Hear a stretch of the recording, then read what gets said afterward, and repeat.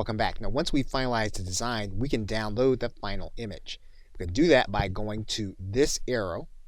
I'm going to click on top of there, and you'll notice then that we have formats that we can use in order to download.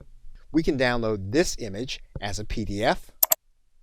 We can also download as a PNG file, as a JPEG file, or as a PDF print file. And of course, we can also translate this into an animation if we have Canva for work.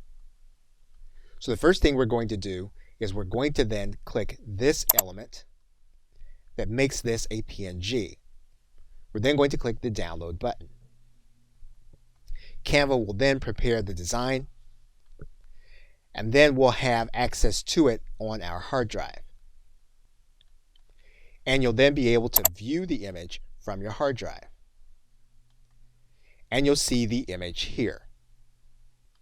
As we said, we can also download this image as a PDF.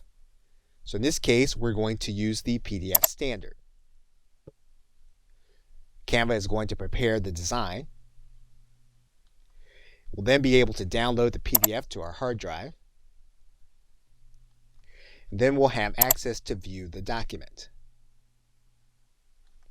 We'll see that document then as a PDF here. We can also do a print quality PDF. So for example, we can click this link.